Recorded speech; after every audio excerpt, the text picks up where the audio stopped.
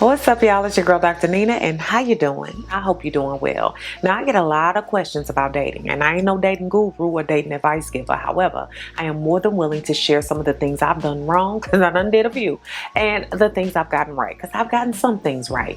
And one of the things I think is big that we don't talk about enough is self-care while dating, because some of us ain't waiting while dating, but we are just trying to be our best self. And the biggest key in self-care is self. A lot of times we get taught that the reason why we do all these wonderful things for ourselves is for us to attract a mate. And while that might bring in a mate, you need to make sure you're your best so that you're able to set boundaries, have self-love, so that you love yourself enough to even let go of the people that ain't for you. Go ahead and click like if you like this type of content and some of these things I'm talking about. Comment down below. Let me know some of the things you're doing for yourself and some of the things you wish you had done for yourself. Also, make sure you join my free text community. Yep, it's going to let you know when I have those master classes that are going to help you get your life together, as well as go live across different platforms. Make sure that you like this video, comment, and share. It's going to keep me in your algorithm so we can continue to have great discussions. Let's get into this video.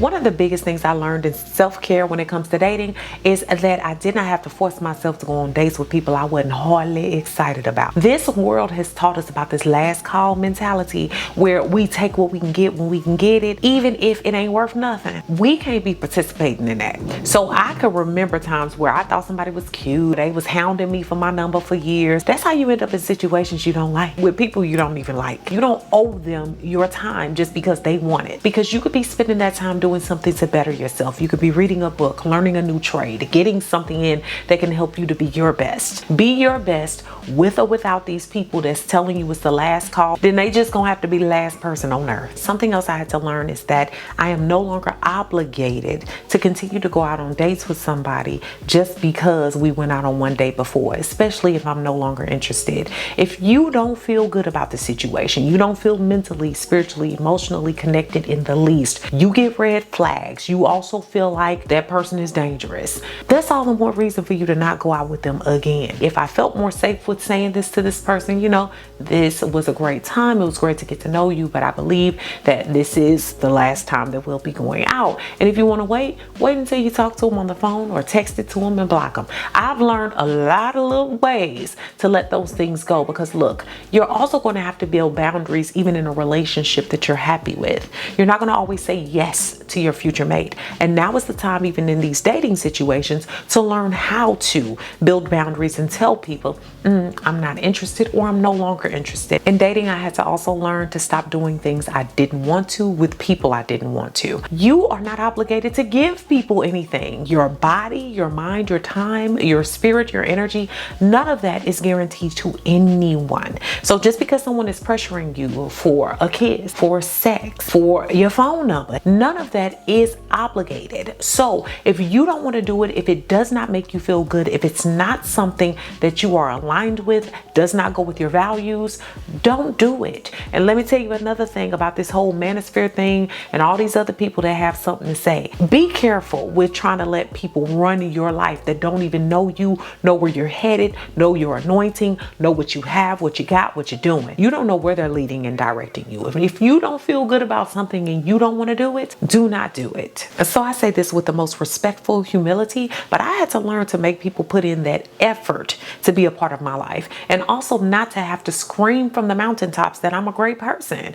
Anytime you have to prove to people how great of a person you are, especially early on, honey, that's the road all the way down to hell. Because as long as you do that, the more and more you'll be looking for the validation of a person who may not matter in your life to begin with. And what I mean is validation is important. I'm saying this as a clinical psychologist. It's a wonderful thing to get validated by the right people or the people who are in your corner. However, sometimes we look for validation from people that don't need to be in our lives and that ain't even valid themselves. I talk about therapy all the time. This is why therapy is essential, to see if you're seeking something other than the partnership that you say that you want, because sometimes we're just seeking for people to stroke our ego and make us feel good, so we'll go above and beyond trying to prove to that person that we're great just so everybody thinks we're wonderful. Because if they don't see it, they don't need to. I had to learn that grooming and taking care of yourself for you is essential. I tell y'all, over 16 years ago when I lost over 100 pounds, yeah, it kicked off for a lot of the wrong reasons. I was with somebody that was always nagging me about my weight, and I never wanted to find myself in a position where I was on the up and down spiral of trying to be validated by somebody that I would never be validated by. When I started to work out, when I started to take care of myself, it led to other things I was interested in, making sure that I was getting my pedicures, my manicures, all of those things. And while those things sound superficial, what that taught me was investment in myself. When people came around my way, they had to invest. They had to be willing to invest their time, their money, their energy. You couldn't come into my life taking away for what I was doing for myself. And furthermore, I wanted them to be doing things for themselves as well, to improve upon themselves. Grooming is a big part of that. It takes energy, it takes time, it takes planning. And so that's why I engage in the facials and the, taking care of my skin. And y'all, if you haven't seen that last Amazon haul with all that hygiene and self-care stuff, make sure that you watch that. But that explains a lot of how I take care of myself. When you're actually grooming and doing the things necessary to get closer with yourself,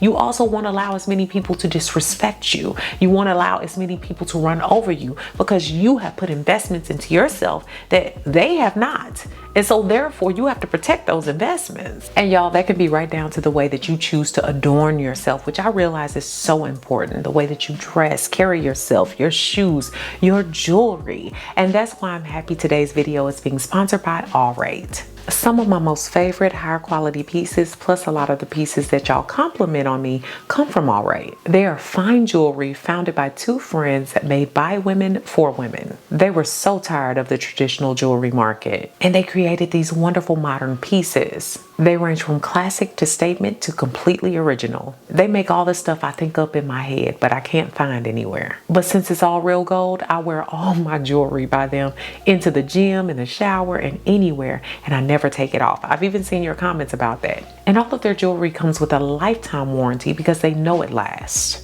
And there's no middleman. So these are the same quality as traditional Fifth Avenue brands at a fraction of the cost. And their pieces are made ethically. And they give back to so many causes, including the environment, social causes, empowering women, youth, and children. And their website is so clean and simple and easy to see yourself in their pieces. And y'all, I get complimented everywhere I go, from my earrings to my necklaces by them. And besides their transparent pricing, All Right has teamed up with Klarna to make their items even more accessible to all of you. Basically, using Klarna, you can shop now and pay over time. Just a more flexible way to get what you want from All Right. For 20% off your first All Right purchase, go to allrightnewyork.com/Dr. Nina and use promo code Dr. Nina. That's 20% off with no minimum spend. And they rarely have discounts as high as 20% off. So I really encourage you to shop now while it's going on. This is the best offer out there, and it's exclusively for my viewers. So again, go to AURATE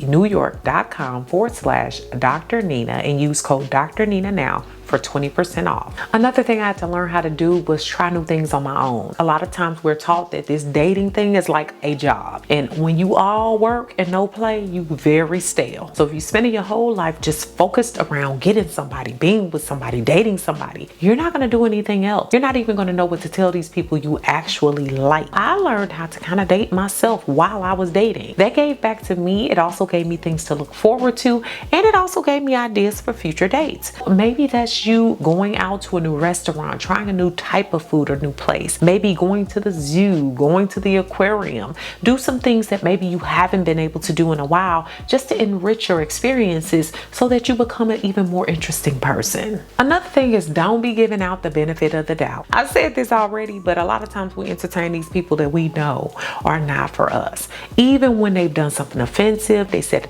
table across from us and told us about these podcasts with the men in the dark. No more discussion needed. I don't even know why you're giving the benefit of the doubt. If you don't feel right about it, it's time to move on. It was people that I was keeping around that eventually I would act shocked by their behavior, but when I reviewed the situation, it wasn't all kosher. It wasn't like it was great just a week ago and all of a sudden everything blew up. It was a lot of things already blowing up that I wasn't paying attention to or giving credence to. The benefit of the doubt is for people you love and people in your life and people who deserve it, not for these randoms that you out here with. Nope. Now let me put you up on a little bit of extra game on this one. I had to learn who brought value to my life and not just validation. We got a lot of people talking about they high value and all of this, and they don't bring nothing but dust to your life, as y'all know. Let me tell y'all what my weakness was at one time. I started getting into dating these more higher profile people, the more powerful people. Oh, we could be a power couple, we could be this. And then they say something sideways, do something sideways, and I'm trying to like squint and let it go.